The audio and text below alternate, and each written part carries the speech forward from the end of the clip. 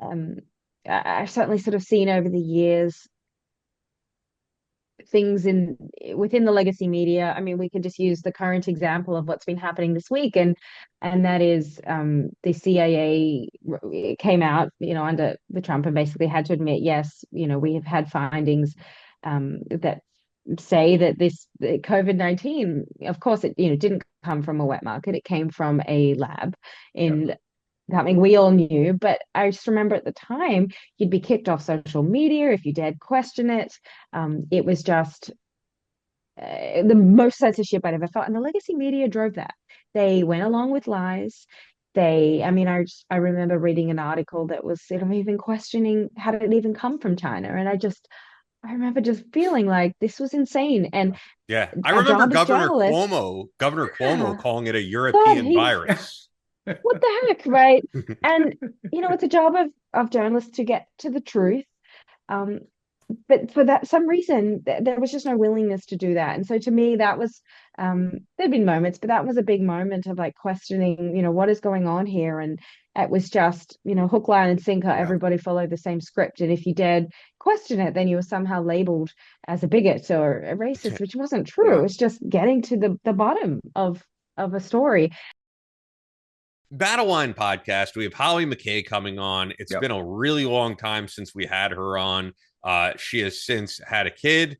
I was going to say got married, but I erroneously thought that she is in a long term relationship and has a child with, She the is in father. and she Yes. is so all you guys, single guys out there, she is in a monogamous, strictly serious relationship. So don't be hitting her up on Instagram asking for a number. All right, just to Yeah, let you know. No, wonderful. Holly's awesome. I love Holly. Known her for so many years, and she's still just a wonderful person, like she's always been. Yeah.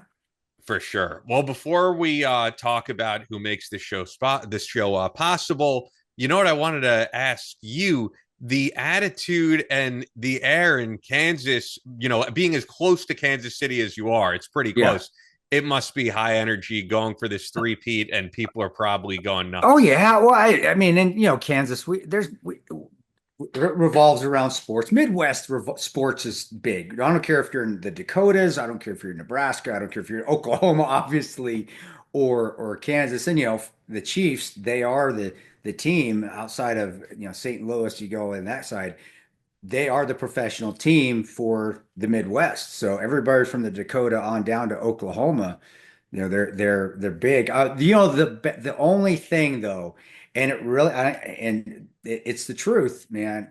There are a lot, even people like myself, because of the Kelsey Taylor Swift thing. There are a lot of Midwesterners like, yeah, they sell outs, and But so there are. I can't see you rooting for Philadelphia. No, I don't root for Philadelphia because I'm a Cowboys fan. Of course not. So as far as the NFL, the season is dead to me. It's done. I would have loved to see the Bills win. I would have just because, I think so because their fans are so yeah, hardcore. they are, and it's the Bills, man. The Bill, even though the Cowboys kicked their ass, and that was when the heydays. I did love the Jim Kelly, those Jim Kelly days when he was the quarterback. It just there's Buffalo. It's miserable up there. Nobody wants to play in Buffalo, and Yeah. you see but yeah, that's the stereotype. I don't know. I'm not in the NFL, but it would be nice to see the Bills win a Super Bowl. I would love to see it. The Chiefs, and I love Andy Reid. My dad coached them at Brigham Young, so I grew up around Andy Reid when he was a graduate assistant at BYU. My dad was a linebacker coach. And Patrick Mahomes, as far as living in the state of Kansas, never heard anybody say about. Never, there's never any dirty laundry on him. As far as we all know, he lives a very respectful, normal, he's a good person. You see a lot of people in the NFL that aren't good people. But the Kelsey, especially when he would come on TV selling the COVID shot. He was a big Yeah, I COVID remember. Yeah. take, and in Kansas, it was on all the fucking time, Here all of too. it. Here, Dude, even so in New York. and that kind of was the nail in the coffin for me. It's like, dude, all right, Taylor Swift, and now you're no, sorry, sell out. And so I'll be honest, it's dead to me. So I don't really, I really don't care who wins this Super Bowl. But yeah, I would have loved to see the Bills. I really did. And of course, Kansas City gets the call again, gets another call to go in their favor that probably led to them to winning it. And that's Kansas City. But again, it is what it is. It's the NFL. I'm sure there's a lot of plays that could have went one way or the other. But yeah, season's over for me, bud. I'm waiting Yeah. on I'm waiting on baseball season now. Oh, That's for because sure. I don't watch the NBA. I don't watch. I could care less about. Yeah, I don't either. I don't really watch much football either, but I mean, I just know that this is big for Kansas, and there's even a Kansas City Chiefs connection with this show for people who watch every week because of the fact that when the intro plays and Yeah, Debbie Rashawn says from Kansas City to New York City, we yeah. show the Kansas City Chiefs Stadium. And yeah, I mean, I do think of guys that we have on the show like Jimmy Allen, who is a It's diehard Kansas City Kansas Chiefs City, of fan, course he or is. Richard Christie, who grew up in Fort Scott, Kansas, who's Yeah, yeah. diehard Chiefs. But I echo what you're saying. But anyway, before we get to Hollie McKay, you are wearing the Bubs Naturals shirt. I Yeah. love everything Bubs Naturals puts out. I love the apple cider vinegar gummies with the mother. I love Hydrate or Die, collagen protein, grass fed, single source collagen protein. They also have their MCT oil powder. Great pre-workout, guys. Great pre-workout. Definitely Yeah. recommend that. And I could even mention Bub's Brew, the best coffee out there. So, Yeah. so many different supplements, and they give back in a big way to the Glenn Doherty Memorial Foundation. And if you've listened to more than one episode of this show, you know that Glenn Doherty, much like Ty Woods, is someone that we revere and love Yes. and carry on the memory of on this podcast. So, if you support those guys, then please support Bubs Naturals. It's bubsnaturals.com. Use the promo code BATTLELINE for 20% off your first purchase. That's bubsnaturals.com. Promo code BATTLELINE. With that, let's get over to Hollie McKay.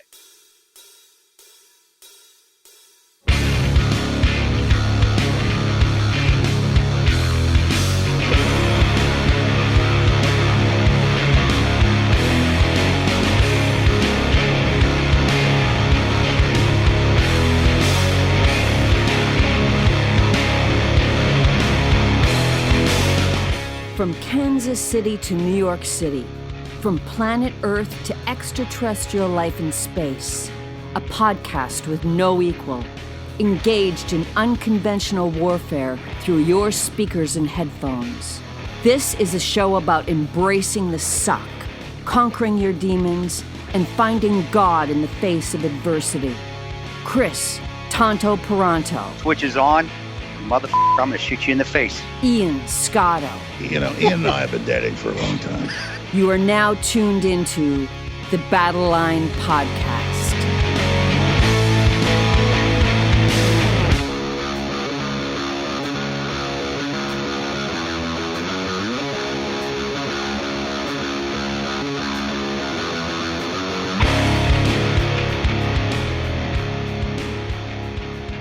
The Switch is on, Battle Line podcast. Longtime friend of the show is on, but we were saying actually before we hit the record button that it's been an extremely, extremely long time. Hollie McKay, journalist, war reporter, the author of, you guys really know, Only Cry for the Living, which was really big, but the more recent book is her first fiction book, her first novel, The Dictator's Wife. There's a lot to get into. There's a lot of updates on your life we can get into. But actually, the first thing I wanted to get to, and of course, thanks for coming on, is beyond being like a war correspondent, war reporter, you've been reporting on domestic issues, like everything from Hollywood to like serious news for many years. So actually, I just wanted to hear your take on this DC story, because this story of the commercial airline colliding with a Black Hawk helicopter is like completely unprecedented. We're probably going to do an annex episode with Kirk Spradley, who could talk more in depth about this being a pilot. But just as a reporter who spent a lot of time in DC, I was just wondering your first reactions to this. Yeah, so I was actually coming, I live in Arlington, and was actually coming back from DC in an Uber when this was happening, and I didn't know what was going on until I got home. And obviously the first thing is when you hear something like this happening, it's so hard not to think that the world is a really horrible, dark place, because just when something like that can happen in an instant, and 67 people, are killed like that in such a terrifying way. I'm sure I'm not the first person to tell you that drowning or a plane crash are my absolute two biggest fears in life. Um, You're right here. so yeah, just oh my gosh, a nightmare in so many levels. So obviously my heart just goes out to everybody involved, family, first responders. I mean, it's just it's so tragic, and I think yes, it does remind you of the fragility of life, just how things can change in a second. Um, and yeah, I know for me, I just was glued to, updates and trying to figure out what was happening. And yeah, you have to be careful of that too, I think, for your own mental health, because there is so much tragedy in the world, and it's hard just not to see that the world also has, many beautiful parts to it. But in terms of what happened, I think it's subject to so much speculation. I read an interesting thread from a commercial pilot today that was basically saying that when they recognized and said, "Do you see RJ, the regional jet?" He was potentially looking to the right where there was another jet that was taking off, and perhaps acknowledged that. But then there are so many questions of why that wouldn't come up on a radar. Yeah. They're also sort of saying they're very understaffed in air traffic control.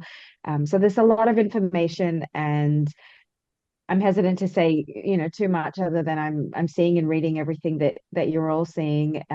Eventually it will come out, however long it will take to come out. I think people always want immediate answers, and everybody's sort of quick to put blame on things. But I Yeah. think the best thing we can do is let investigators sort of do their job, and let the families have a moment. Yeah. And obviously as journalists you want to continue to be able to tell the story, but before being a journalist you're a human being, and I think to be respectful of that and the process, I think, is what is really needed here. Yeah, I agree. And before Chris jumps in, I just wanted to note Yeah. really quick. We're recording this on Thursday. So when people are hearing this on Tuesday, there may have been a ton of updates. So I just want to say that. I want to know because I have a fear of flying. I don't know why it is. I don't know if it's been the same with you, but over It the year, started, it never used to it be. never I used was to. That was my question. yeah, Yeah. yeah, Is it come because I've got more miles to orbit the sun, and that doesn't even count the yeah, military flights. yeah. And just recently, it has come up. And I was going to ask you the Mm, same thing. You just answered it. Maybe yeah. you can tell me why. What do you I think? don't What's that reason for? I don't know exactly. I mean, maybe it's a combination of motherhood, maybe it's just I think it's extra awareness. I'm not entirely sure. But yeah, I used to be the happiest, easiest going flyer sort of that there was. Um, I don't even remember turbulence. Like I'm sure there Yeah, was yeah. plenty of turbulence, but it didn't affect me, so therefore I don't even have a recollection of it. Now, the tiniest little bit, I always tell myself, "Oh, I'm not doing this again."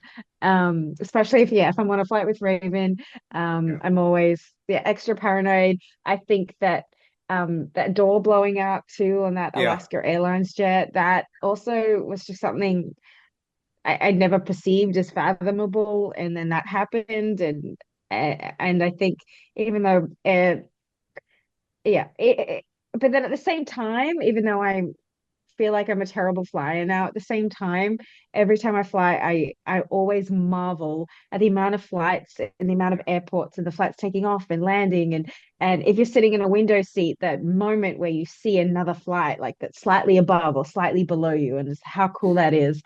So I always still marvel about how few incidences ever happen, despite the amount of air traffic and everything that is going on, and how much we put the trust Yeah. in other people for our lives, the pilot, the air traffic controllers, other planes, passengers.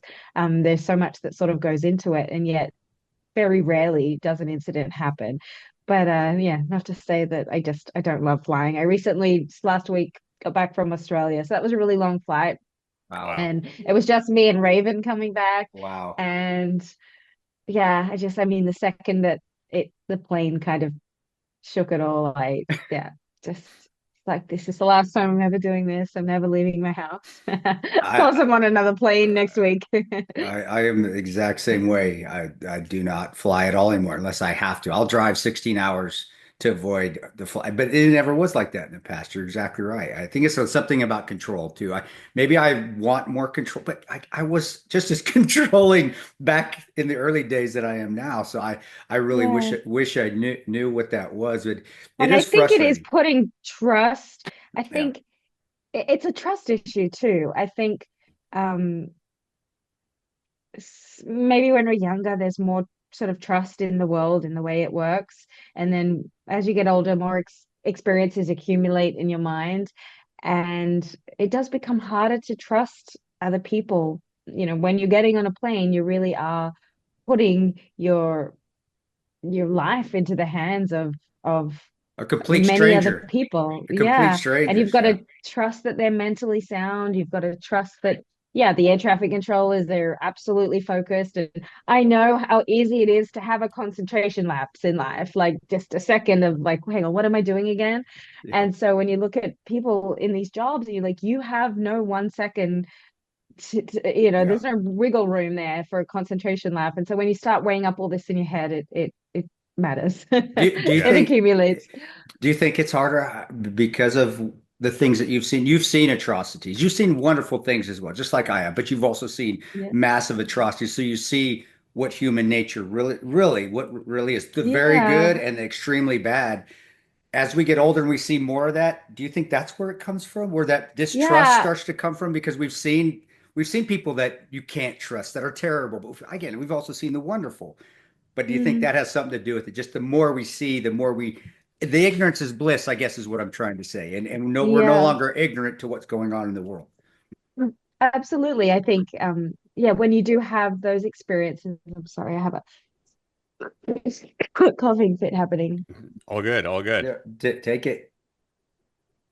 That's what happens with Stupid kids. dry air. I'm so When, sorry. when we catch the Uh kids stuff. Oh yeah. and winter time. It's so dry. So dry. I need summer. I miss my Australian summer. Oh yeah. Um, I think yeah, when you accumulate these experiences and then you see that fragility of human life, that someone's there 1 second and in Yeah. another second they're just completely gone, and how much life can just change in that instant.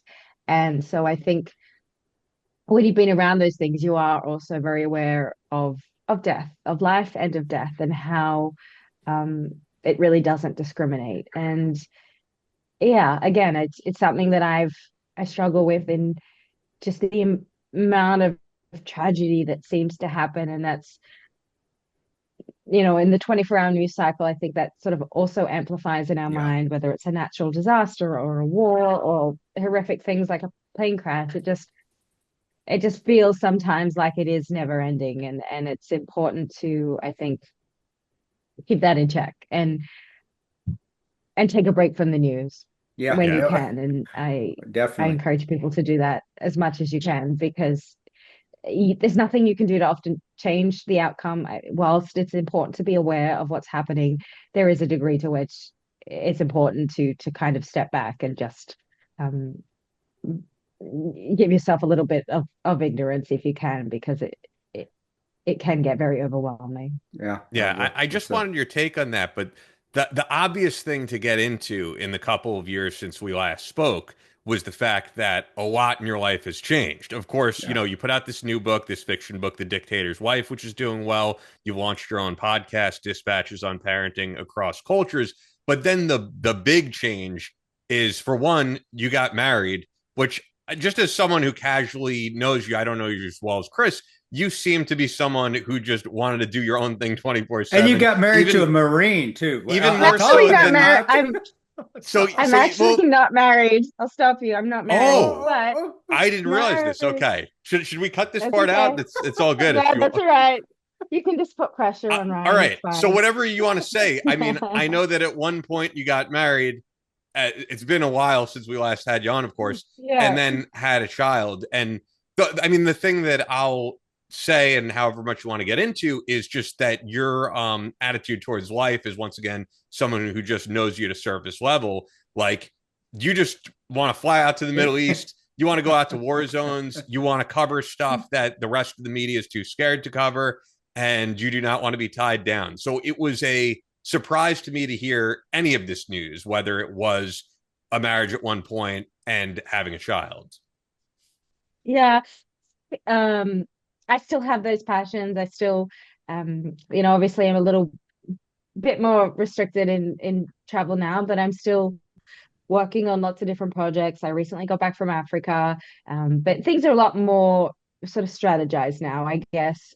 Maybe less sort of the breaking news part and more focused on what specific story it is I want to tell or what specific issue I want to highlight rather than just chasing the dragon of breaking news. Because I think once you are a parent, um, you can't do that anymore. There's no way that I can do what I did or compete with the 20 something year olds who don't have any kind of ties that they have to be and can sort of jump to every story, whether that be Syria or the Middle East or Ukraine or wherever something is happening.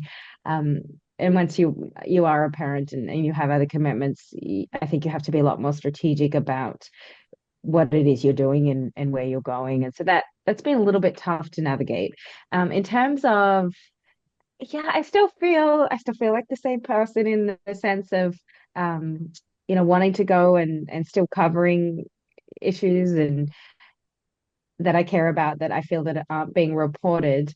So that, yeah, it's a navigation change, but at the heart, I'm still the same person. And I think I always, I always wanted to be a mom. I think that wasn't something that I ever questioned, despite the sort of the nature of my work. I think I I saw maybe correspondents that were older than me, and each to their own. This is certainly not a dig at anybody, but I didn't want to be that person that was still running and gunning and running around the war zone in my 60s, with no ties to home. And so, if you'd asked me, you have to choose one thing, continue doing or reporting or become a mom, I think regardless of what age I was, I wouldn't have hesitated to say that I wanted to be a mom. It just all in good time, trust the timing of your life.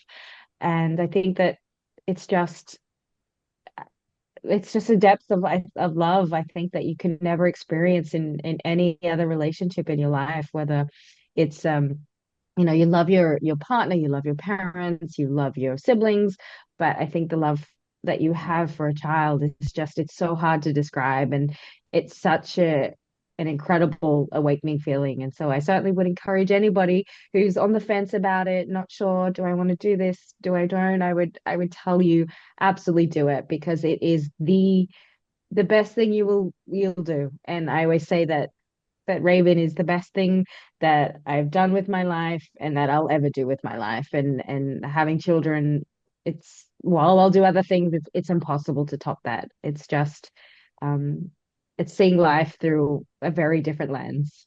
Well, you've got to do things that others do. I mean, you really have got to eat your cake, have your cake and eat it too, because you sat across the table from the Taliban and got it in the mountains in the Hindu Kush, and now you get to be a mother. And there's a lot that don't meet those goals. So obtaining those goals and then now saying, I did all that. Now I can do Mm-hmm. this. Does that help? I mean, does that help you come to the conclusion where you're at? And I agree with you. I there's nothing better than being a father. But I was able to deploy for a lot of years, and I got to do a lot of those other things. So I don't Mm-hmm. have that. If I didn't, maybe I'd feel different. Would you feel different if you hadn't got to sit across from the Taliban? If you hadn't got to be in the depths of hell in Lashkar, would it be Yeah, different? yeah. And I guess you don't know what you don't know, right? Yeah, yeah. So the fact that, yeah, I'm very I'm very grateful to have had those experiences and to have accumulated the knowledge and those sort of cultural moments with different people. I also recognize just for myself that I don't want to be that there's still more that I can do. I just have to be incredibly strategic about it. But I also think there is a shift in becoming a mom or a parent. I know for me, like a lot of the work that I was doing focused on Sudan and in Darfur in particular, was looking at women and looking at maternal health. And I think we take for granted, our access to healthcare here. is imperfect as it is, and there's certainly room for improvement. The I'll fact that we second that. can, Yeah. access, clean hospitals, very well trained physicians. Whereas, you go to these clinics in developing countries or war zones, and you're looking at places where, 1 in 5 women are dying in childbirth, which is just, it's heartbreaking, and there's no reason for it. So I think a lot of my focus in what I do, is looking at those issues, and rather than, big picture macro war, but more of the issues that, like that I feel are being very underreported.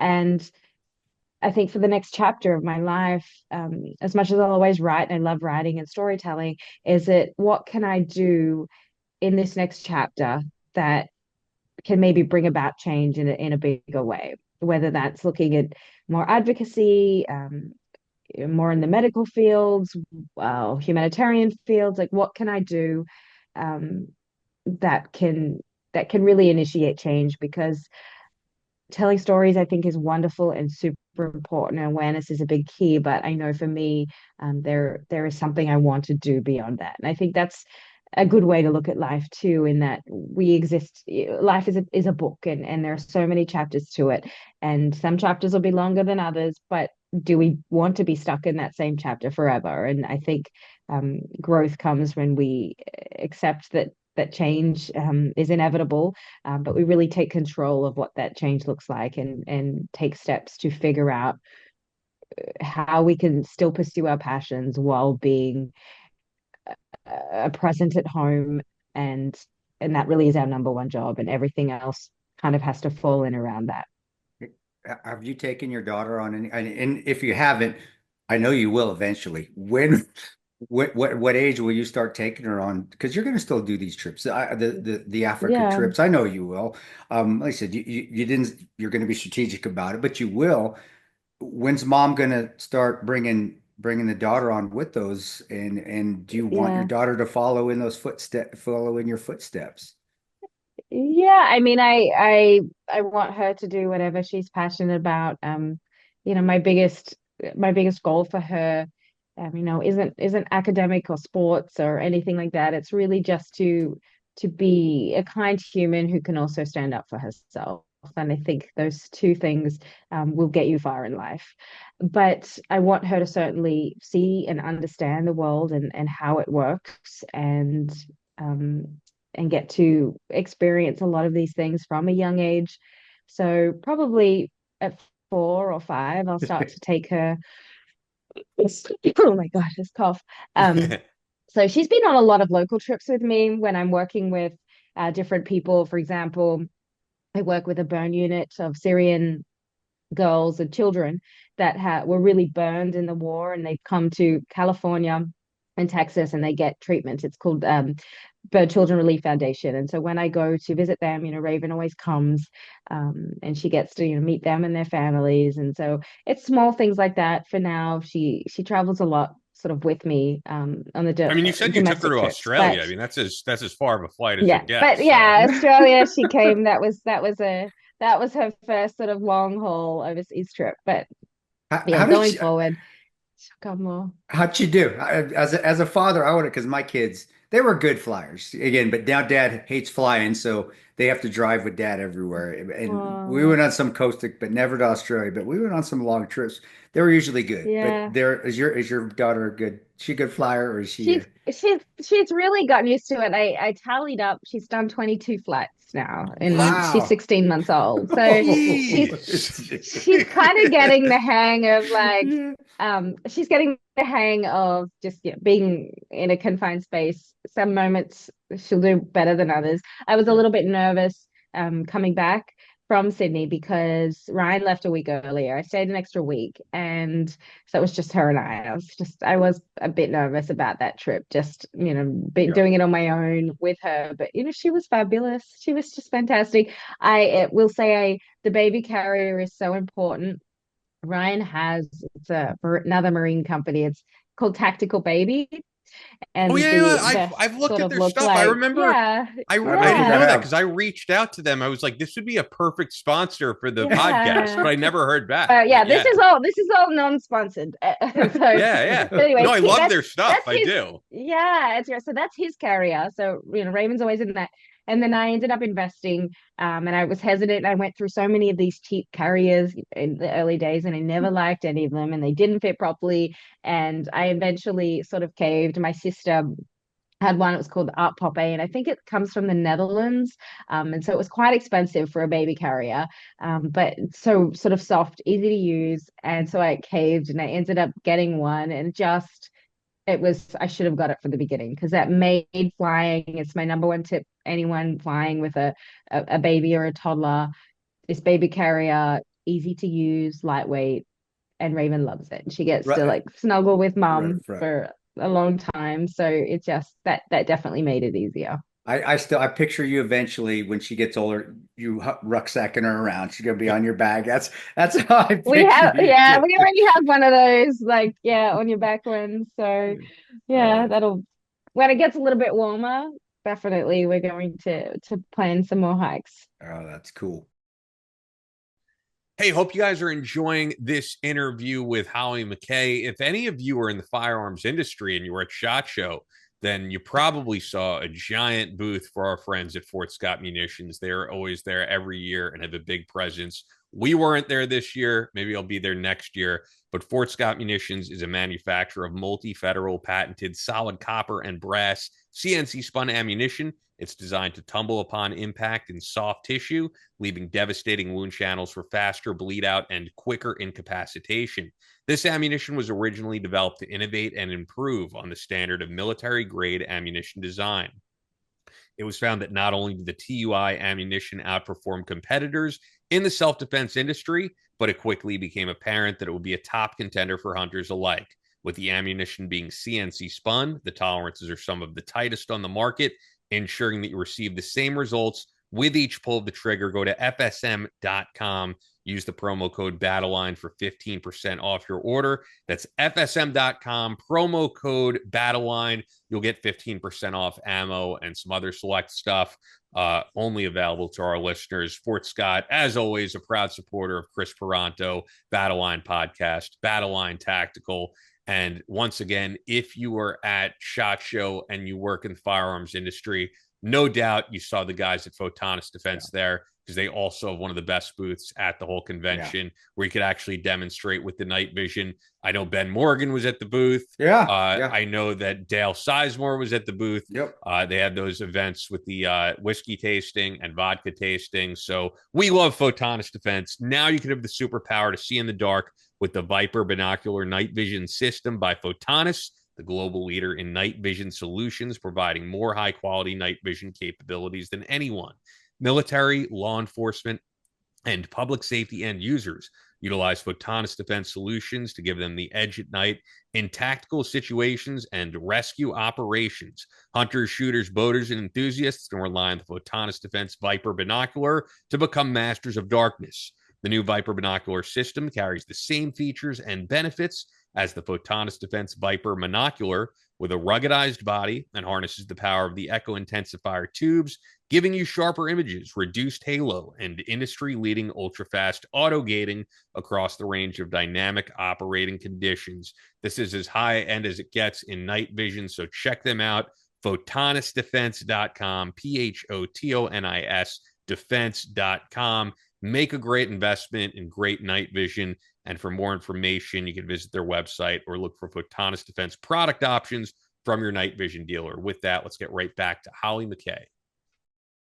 Talk a little bit if you can, because I had a wonderful time on your show. I did. I know I'm all over the place. I'm like a cat chasing a light on the wall. So I know It I connects don't to always what we were make a just lot of talking sense. about. So Exactly. But the no, why did you start that? And I know why, but I want our viewers, and I really, you always are so heartfelt with what you say, and I know you didn't Yeah. start it for any other reason, but there was something that touched a nerve that this is important. It wasn't it's never been about money or followers or anything like that with you. I've never got that impression.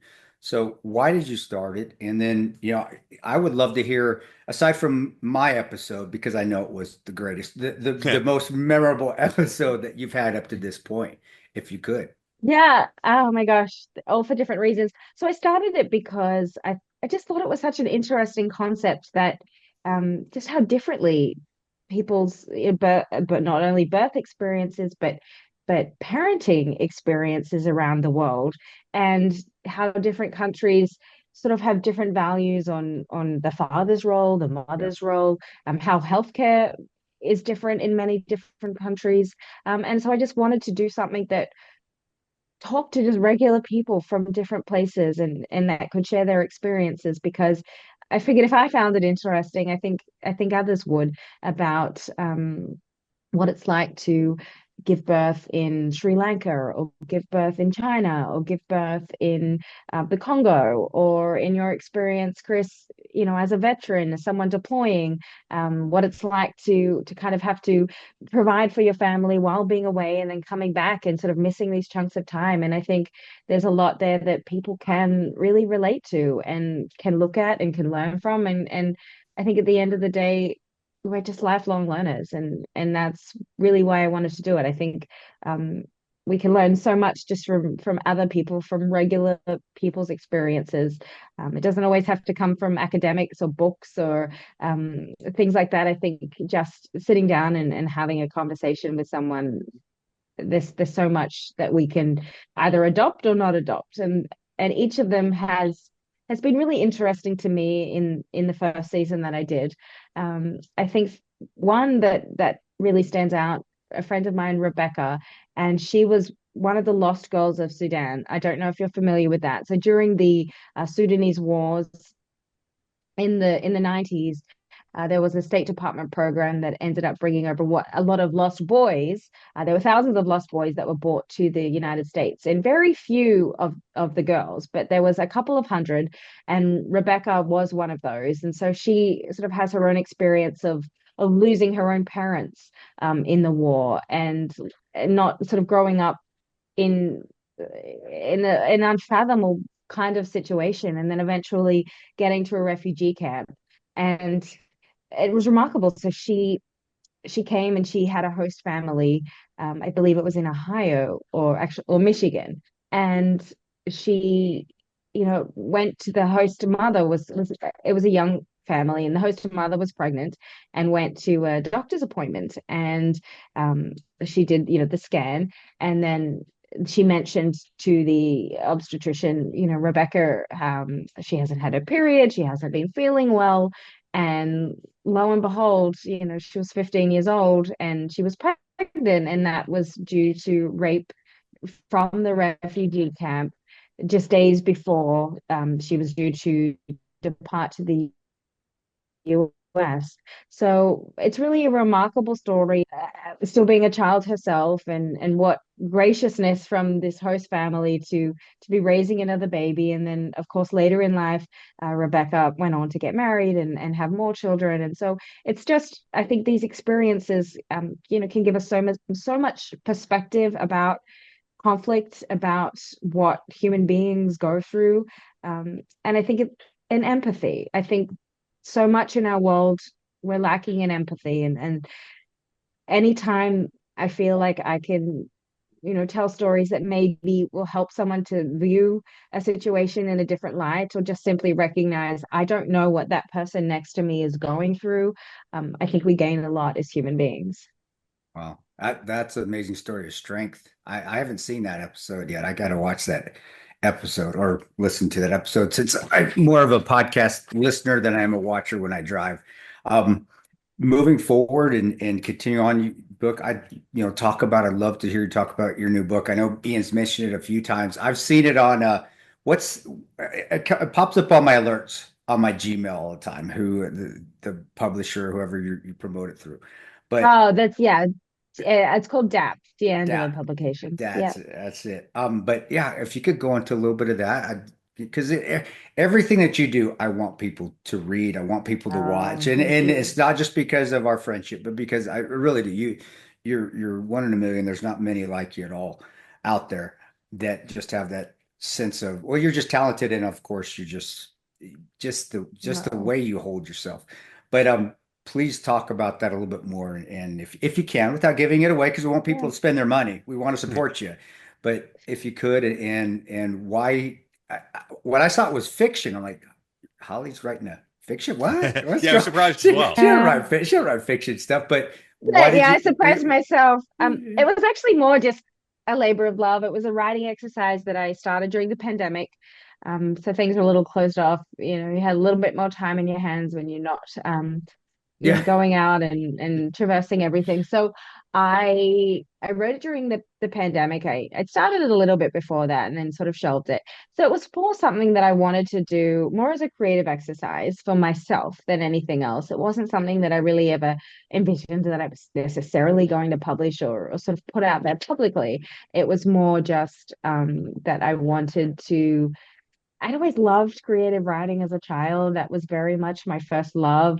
My mother will tell you I was writing stories at 3 years old about all sorts of circuses Wow. and, I don't think I was whatever I able to was read at seeing. all at 3. Definitely not Yeah, 3. my Wow. my mom like still has these little books of, what I illustrated. So creative writing was my first love, and then later in life, from studying through to getting into journalism and working, you don't really have time for that. There's no bandwidth for that. So Yeah. it was more just I wanted to kind of get in touch with that and maybe use some of the stories or the experiences I'd had, um, and to sort of fictionalize them or to I think there's so much power that comes from fiction. I think because you do have a little bit more of an artistic license and it can reach people in a different way as well. And so it was more just an exercise, honestly, for myself. I found it so challenging. I'm not going to lie. I found it so much harder than fiction writing because you have to just completely like tap into that imagination and when it's nonfiction, the quotes, the stories, the yeah. direction, you kind of will have that in your head a little bit.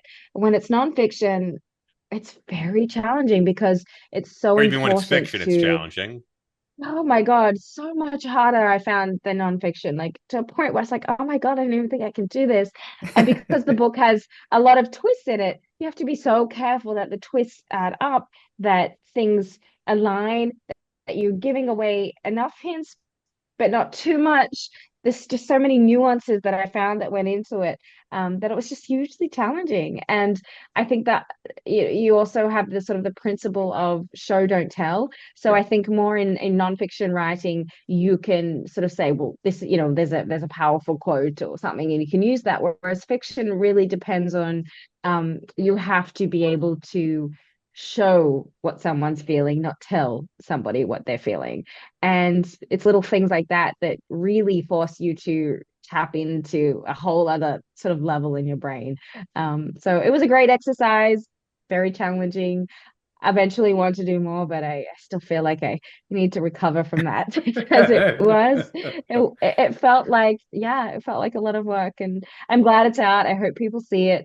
Um, it's sort of loosely based on a dictatorship in the Middle East. Yeah. So there's a lot there that can ring true, and I think that's something that we don't always see is sort of trying to understand, in this case, the perspective of the dictator's wife. We hear so much about these authoritarian figures.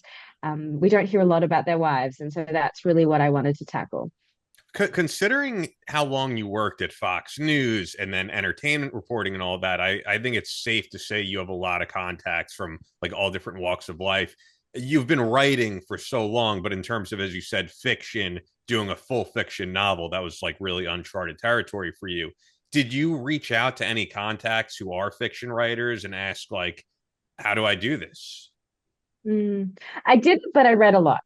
So that's always been my biggest teacher, even with nonfiction writing, um, is reading and finding that handful of authors that when you read their work, you're just like, oh my goodness, like wow.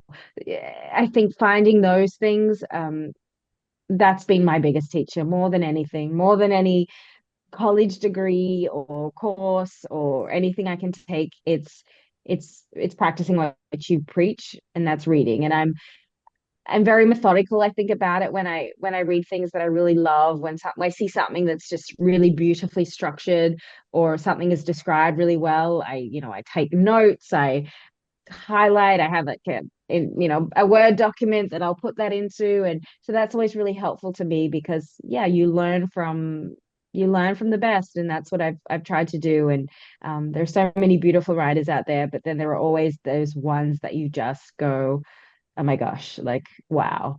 Are there any So in I'll go particular? back. I was just going to ask, are Oh there any in particular that yeah, it's inspired so you many. that So this one has been a big one for me. It's right on I have it sitting on my desk, so whenever I get stuck with something or describing something, I'll open it. And I don't know if you can see it. So it's John Hersey. It's Hiroshima. And he's wow. done a lot of incredible books, a lot of incredible military books as well. I highly suggest. So he went back to Japan in the 1950s, and it's a short read, and sort of documented the aftermath of the bomb, and civilians, um when the cameras, the press, were focused on different things in the aftermath of the war, and just really told the story from this incredible human lens.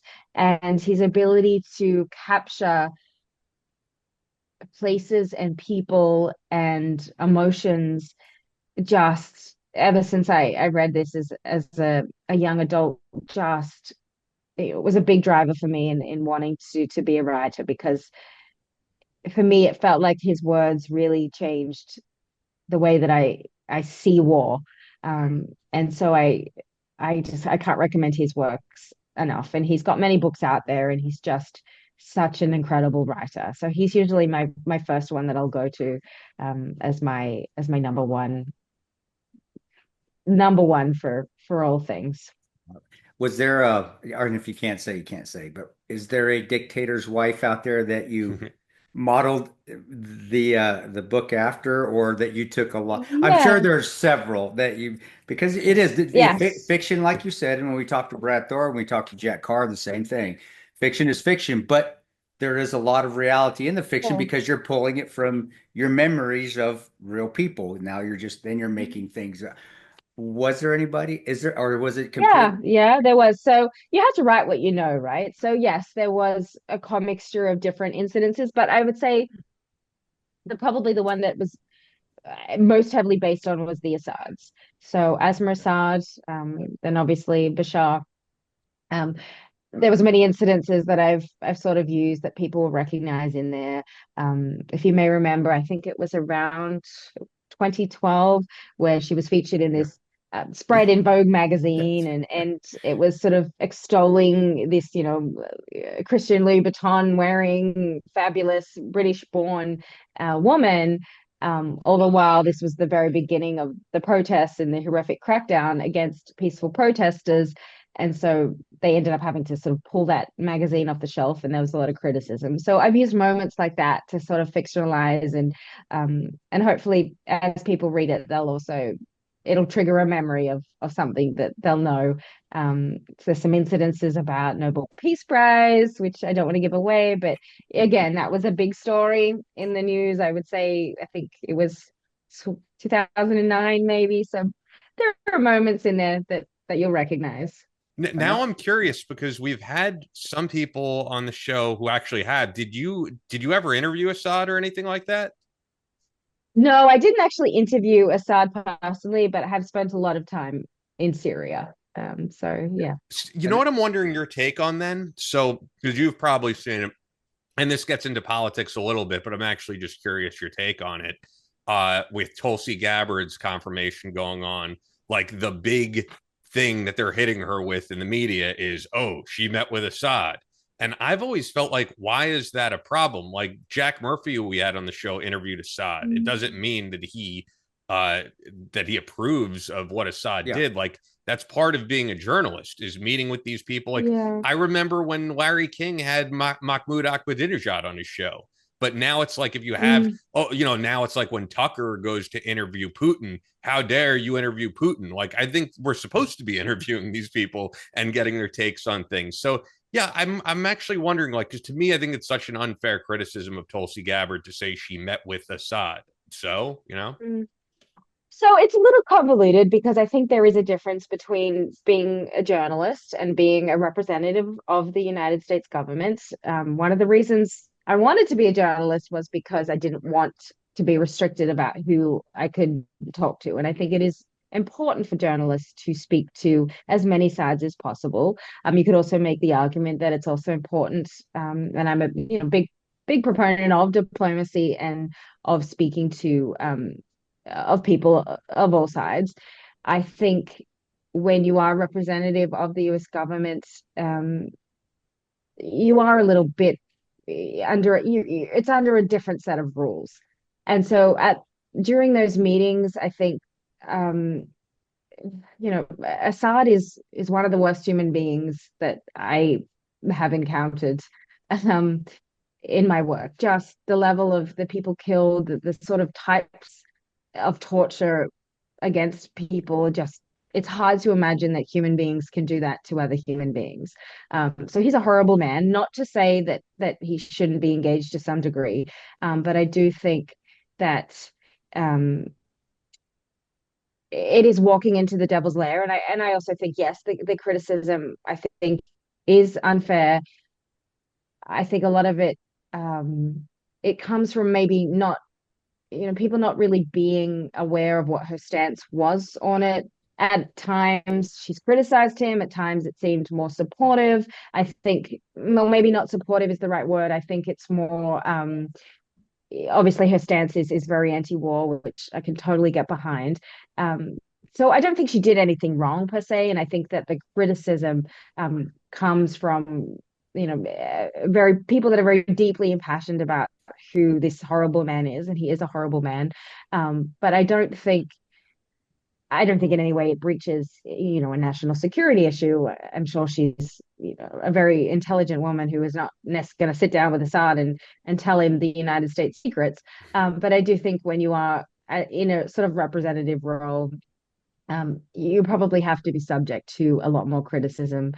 And you have to just be willing to take that if you are going to meet with someone like him. Whereas I think with journalists, there is a little bit more of a bandwidth and people still complain when you interview someone they don't like. But I think it is the role of journalists to do that. I don't think we should be saying who we should and shouldn't talk to. And you could make that argument that maybe the US government should be more like that they shouldn't be so restrictive about who you can and can't talk to, that maybe it would behoove us and be a better diplomatic stand if we were more willing to sort of sit down with our enemies, to sit down with the Ayatollah, to sit down with Maduro, to sit down with these people who are perceived as US enemies. Maybe it would get us further.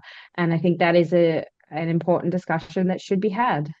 Yeah, well, I mean, the only thing I'll maybe give you a counter point to, I mean, for one, like all these dictators were mentioning, when Trump met with Kim Jong-un, it was like, oh, he's going to start World War III.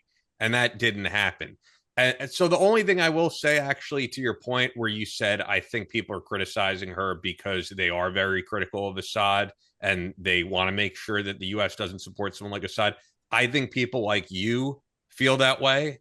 But I also think there's just people that we've seen where it's just anything she does, they're going to make up crazy stuff. Like the whole idea of her being a Russian asset, to me, entirely ridiculous. That's all they wouldn't have her in the U.S. military all these years if she was a Russian asset, and all the stuff Hillary Clinton said about her. So I think there are people who have like legitimate criticism, like yourself.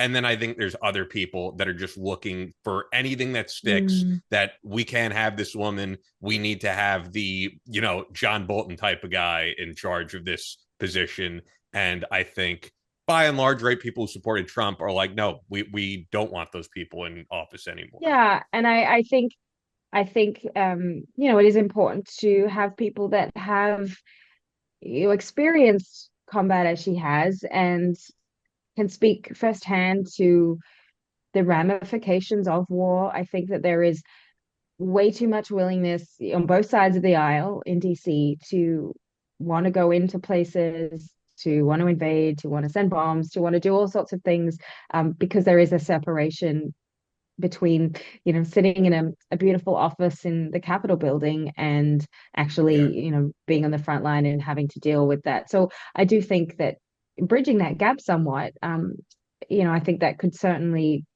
be a positive impact in the way that decisions are made in DC, because I do think there's way too much separation, and there's just way too much willingness to want to send people or weapons in, and that could potentially put people in harm's way that isn't going to advance the US interests, and nor will it necessarily advance the interests of the country that is at hand. So I think having people that have experienced that, I think, in more areas of government, I think would be really beneficial.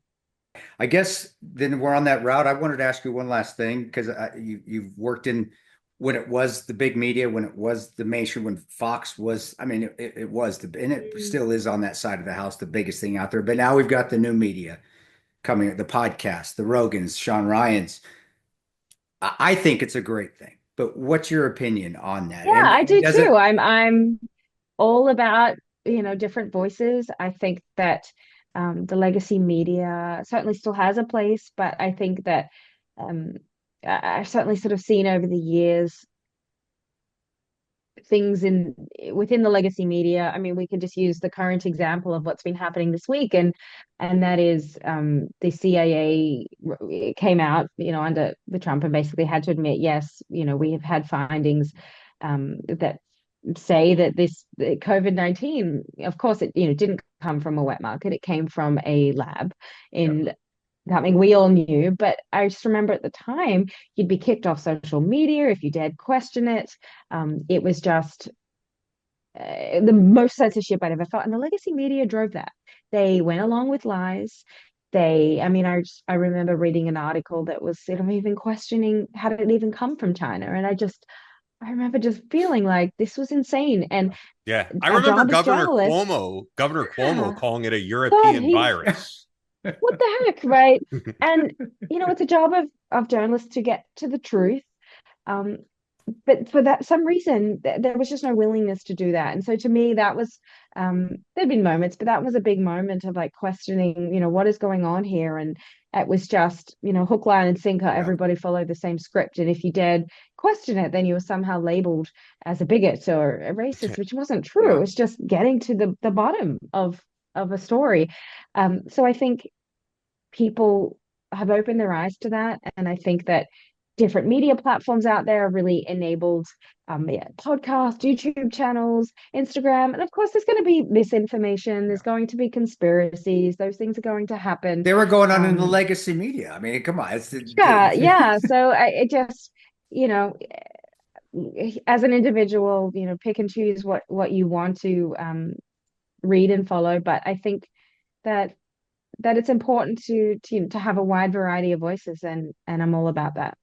Well, to Chris's point, being entirely objective here, things are going to get shaken up a lot. So I don't know if you saw that press conference yesterday, but it was the first press conference of the current administration.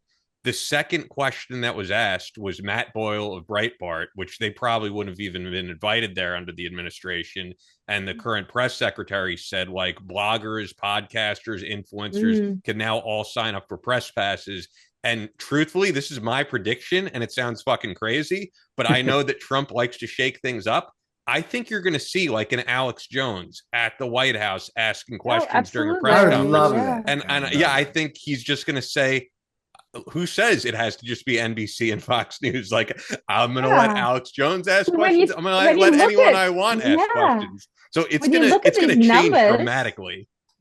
I mean, these big podcasters, their numbers are just, there's no comparison to an MSNBC or a CNN. They're just, no comparison. So if, the White House does want that reach, they're certainly going to get it, with an independent podcaster much more than they are going to get it with the legacy media.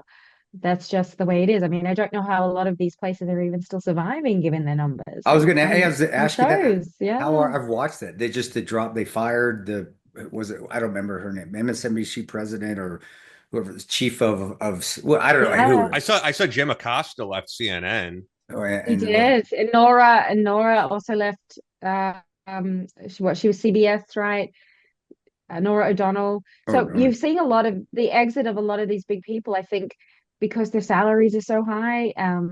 And I don't know that networks are necessarily seeing return. And it's also can be problematic in the journalism field. I mean, it's a little different in sort of podcast world, I guess, but in traditional journalism field, when somebody becomes too much of a quote unquote celebrity and they become the story instead of yeah. telling the story, to me, that is really the kiss of death. And that's been also, I think, part of a little bit of the downfall of journalism is that sort of has happened. Um, the story should never be about me. It should be about what it is that I'm trying to kind of say. So um, yeah, I think that some of these big stars are going to kind of have to venture out on their own because the money's just it's not worth the returns anymore for the networks. And I don't Well, think when I they're going to saw that make it. Yeah. story late last year about MSNBC being for sale and the huge drop off in ratings, people forget, and I'm sure you remember, like there was a time MSNBC was actually a somewhat, at least pretty objective network. Like Tucker Yeah. Carlson was on MSNBC, Michael Savage Mm. was on MSNBC. And I think they're going to have to take a look in the mirror and rebrand. And I think someone like Rachel Maddow, who like her or not, gets great ratings, will stay. And I think people like Joe Scarborough and Joyanne Reed, like I think they're going to have to replace them with people who are either center right or centrist because their business model is failing. Yeah. Yeah, it's not. I think a lot of those networks did really well under the first Trump term, but I don't think that is going to hold over I in agree. second Trump term. I think the dynamic, I mean, you can just feel it's different now than it used to be. I think there used to be a lot of hysteria, a lot of sort of hate and worry. And I don't see that quite as much anymore from the media. Yeah. Um, I think a lot of them have to recognize that he won the popular vote. Therefore, majority of Americans voted for Trump, and so in sort of the constant bashing, it's not quite translating the way it used to. There's definitely a big shift. Well, like you said at the beginning of the show, there's so much just normal everyday atrocities out there. We don't need any more hate and just miserableness and anger throwing at. And I know I've got tired of. I get tired of. I don't watch the legacy media anymore because I get tired of the. I just get tired of it. I don't want to hear the terribleness going on everywhere. And I don't need to make more terribleness just to make me feel more terrible. So I Mm, completely agree with you. I guess mm. you know, that really was my last question. I don't really have anything else. My thing is just your future. Now, I know we're getting off the news. I want to know what you're doing. What's going on now aside from the podcast? And I want to come back on your show again because I was terrible on it. I got to do it again. We got to do a do-over. But Oh, you were great, uh, but yes, anytime. yeah, you got the book, the daughter, but what is Hollie McKay doing next year and 5 years and 10 years down the road? I've been soul searching all week to be honest with you, asking myself those questions. I think I'm working on another book project right now that hopefully will take me to many different places. It's going to take a little while though because there is quite a bit of travel involved, so I have to be strategic about that. And then yes, continuing to write. I'm contemplating some parallel shifts, into, as I said earlier, into a little bit more sort of advocacy or um, health kind of subjects. Yeah. So I'm sort of looking at, potentially going back to school, but I don't know where I'll find the time. But it's definitely on my radar to do that. So yeah, continuing just to kind of tell these big picture stories, hopefully grow my family. I think that's important to me. So that's definitely on my agenda, and then yeah, just to continue to shine a light in some of these dark places, and just I think keep growing as as a writer, as a reporter, as someone who cares very deeply about the world and people, and most important to be a mom. And I think that's my goal. That's awesome. So next time we have you on, then you're gonna be Dr. McKay, PhD. Is that what you're saying? You're going Oh back to gosh. get your doc. Yeah, Oh, maybe when I'm 85. But I mean right now it's all very, I'd love to do it, but it's all just figuring out how the gotta pieces do fit it. together. So Start. yeah. So we But I think mentioned yeah, the pivots are important, and that's what I'll say to people is when you feel stuck, like how important it is to find what that new chapter looks like, and to take the time to figure out within yourself, where do I want to be, and how can I use the skills that I have in maybe a slightly different way. yeah. So as I was saying, we mentioned, of course, the podcast, which is Dispatches on Parenting Across Cultures. The new book, the fiction book, is The Dictator's Wife. The first book is Only Cry for the Living. That's the nonfiction book. But then the only other thing I feel like we didn't really get into, and it'd be worth getting into what you're up to, is the Substack. People could subscribe to you on Yeah. Substack. Yeah. So what have you been covering on Substack? And if people want to subscribe, what are they in for? Yeah, so please, go and subscribe. I send out lots of free articles, but then I do lots of maybe more deeper dives with paid articles as well. And that is hollymcay.substack.com. I loved that. It's something I sort of started as a hobby before I moved back to Afghanistan in early 2021, and I've just sort of kept it going. It's really a combination of, might be an analysis on something happening, with China's AI system or Iran's fentanyl bombs, or it could be something much more humanitarian, like the experiences of widows in El Salvador. So it's a combination of kind of defense, as well as the sort of the human stories, and then it's sort of a combination, I guess, of more evergreen sort of features, as well as things that happen more up to speed in breaking news. But I try to explain, concepts that we might hear about but maybe don't fully understand, and try to kind of dig into things that you won't often find in mainstream media, whether that is relationships in big pharma, which I know a lot of people are very passionate about, and how that can affect us, all the way down to the work that I do on the ground in different countries. So I actually do have one last question unrelated to any of this, really. Now that you're, clearly not going to be a full-time reporter, that's not what you're looking to do. You're a full-time mother who's also writing. You don't really have a reason to be in the DC area, and you don't seem like a DC person. I'm Do you, not. Oh my do you goodness. plan on staying there? No, every day I complain and say I want to leave. Every day. Well, first of all, I'm an Aussie. We don't do winter. We don't do winter. I don't do winter. If I have to put on a jacket, it's a terrible day. So, I've been in the US a long time, but still very much an Aussie when it comes to, I don't have the inbuilt DNA to withstand cold weather. So that's a struggle for me. I'm Live very in much an Florida, outdoors or person. that's where I want to be. I know. I'm always like, that's what I always say to Ryan, like, can you look in Tampa? Like, can we go somewhere else?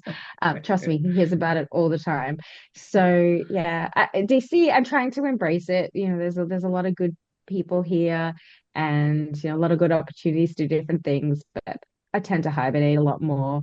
I think it's a lovely city. I guess the hustle culture is not really my thing here. It's very fixated on politics, and when you do go out, there can be a lot of, what do you do? That's obviously the most important question. Whereas for me, it's not an important question. I'm much more interested in just who you are, and what you do is, if you want to share, great. But I'm never going to ask somebody that question. So that's something I'll probably never get used to. But yeah, I don't plan to be here forever, but yeah, I'm working on it. So just to clear things up, I don't know if this is personal, but now I'm curious because you said Ryan, but then you said you're not married, so you still have a relationship Oh with yes, yes, Okay, very I much. wasn't sure if this meant you got a divorce, so I was like, wow, we No, stepped way out of line no here. So divorce. Yeah, just Just taking his time. Just taking his. We ask her to marry you, you knucklehead, jarhead. Come on, stop eating them red crayons and start doing the right thing, I man. know, right? Well, Yeah, well, I yeah. said you've been living in winter so as long as I've known you, so I figured you just like the wood. I didn't. So get your ass out of DC, and you're super nice because DC sucks. I don't Yeah. care. Yeah. It's terrible. But see, DC this was is the how only nice of you place are. I went to. Like, and I'm on Long Island, so I'm close to the city. But it was the only place I went to, right before the election, where the like mood in the air really felt like Kamala Harris was going to win the election. Quite honestly, like you didn't see a Trump sign anywhere, and I was like, man, although I live in New York, maybe I'm in some bubble, but it's like no, it was only there. I mean, even being in LA. I feel like the attitude is much different than DC. Like DC is very much just like Democrat establishment, and if you think outside the box, you're out of your mind. It is that way, pretty much. You although I'm sure the mood is quite different now, um, but certainly for the last 4 years, that was definitely the sentiment. But I mean that's the nature of DC. It shifts every 4 to 8 Yeah. years, and you're always going to have a wave of a Yeah. different people, and it's a transient place. People come and go. That's the nature of DC. It's you're here for a specific purpose, and then you leave. I don't know anyone who lives in DC without a specific reason for living here. So yeah, but I will say I lived in New York City for many years, and it's the one place that I will put up with winter because it is still in one of my favorite places on earth to go back to, and I do miss it a lot. DC is always heavy to me. Whenever I got off the plane in Dulles or Reagan, it just felt, oh, this place, I don't want to be here. It's like a look. But you're right, New York was different. Whenever, and I didn't live in because I talked about a lot more than I can. But when I was doing all that media stuff, it is. You get to New York and it just, I don't know. There's a little bit of a spring in your step. It's a city, but I don't know. You feel like Macaulay Culkin in The Home Alone, vibe, kind of. yeah. Yeah, it's like.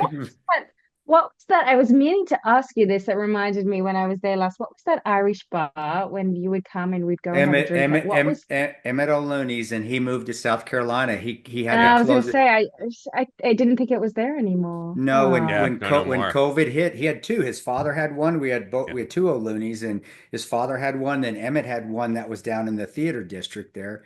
And when COVID hit, they raised his rent, and mm, he's like, I can't. He couldn't. I know it sucked. That was the best place. yeah. And but he's doing just he. They all moved to South Carolina, and Emmett, I know he listens to the show. If you're out there, he's Yeah. doing quite well as a real estate broker out there in South Oh, good on Carolina. him. He's No, kicking Emmett, ass. we do miss the bar, but we're Yes, happy we for do. you. That was a wonderful place. I love that place. Yeah. Yeah, Emmett, Yeah. damn it, you Emmett. But, I mean, you wouldn't be there anyway. You haven't been to uh, New York in over 5 shut up, years. Ian. Don't speak the truth, man. Stop speaking the truth, you son of a bitch. It's just the idea. It's there when you go. It's like Yeah, it's comfort exactly. food. But Holly, it's awesome and to talk to you again and yeah, it's just amazing. You just continue to move along. You're just always succeeding at whatever you do, and it's admirable to watch, especially as I get older and I sit on my ass and I just like to see the successes of everybody else. Like I knew her, I know him, man, they're kicking ass, and I can just sit Oh, back and just so what you're doing awesome. Really, really proud of you. Of thank you. I always love coming on and love the support from you guys. And course, yeah, thank you for support over many many years. So appreciate it. always got your back. Always do, Thank you. man. That's all for this episode of Battle Line Podcast. But we're always posting new content on social media. Follow us on Instagram at Battle Line Podcast and on Twitter at Battle Line Pod. That's an order. Be sure to subscribe so you don't miss any new episodes up every Tuesday. Leave us a review on Apple Podcasts or your podcast platform of choice. Believe in yourself. Face all challenges head on. And as always, never quit.